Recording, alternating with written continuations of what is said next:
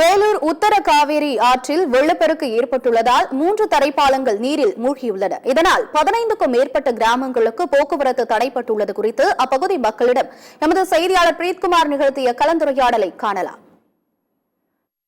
வேலூர் மாவட்டத்தில் இடைவிடாமல் தொடர்ந்து மழை பெய்வதன் காரணமாக அணைக்கட்டு தாலுகா மேல் அரசம்பட்டு பகுதியில் இருக்கக்கூடிய உத்தர காவேரி ஆற்றில் தொடர்ந்து வெள்ளப்பெருக்கானது அதிகரித்து வந்து கொண்டிருக்கின்றன.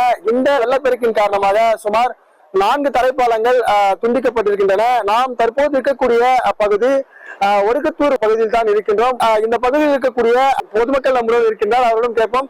சார் வணக்கம் சார். தற்போது இந்த உத்தரகாவேரி ஆற்றுல அதிக வெள்ளம் போயிட்டு இருக்கு. இது போல வெள்ளங்களை நீங்க பாத்திருக்கீங்களா? எப்படி இதுவரைக்கும் சரித்திரம் காணாத வெள்ளத்தை இந்த 2 நாட்களில் பஞ்சாப் புயல் என்கின்ற புயல் காரணமாக மேலரசம்பட்டு ஒடுக்கத்தூர் உத்தர காவேரி ஆறில் அளவு கடந்த வெள்ளம் 15 கிராமங்களுக்கு செல்கிறது. அத்திக்குப்பம், நவந்தோரம், ஓட்டேரிப்பாளையம், ஒண்டுகிராயப்பாளையம், அரிமலை, வெள்ளக்கொட்டா இப்படி செல்லுகிற 15 கிராமங்கள் பாதிக்கப்பட்டிருக்கிறது.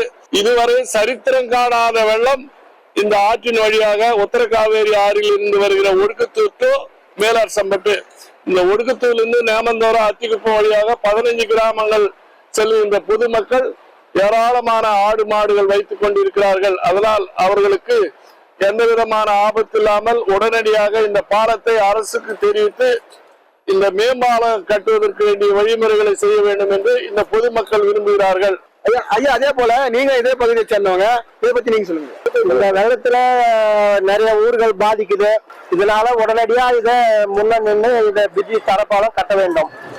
அதாவது இந்த பகுதி பொதுமக்களின் முக்கியமான கோரிக்கை என்னவென்றால், இது போன்ற மழைக்காலங்களில் இந்த பாலத்தை கடந்து செல்ல முடியாது.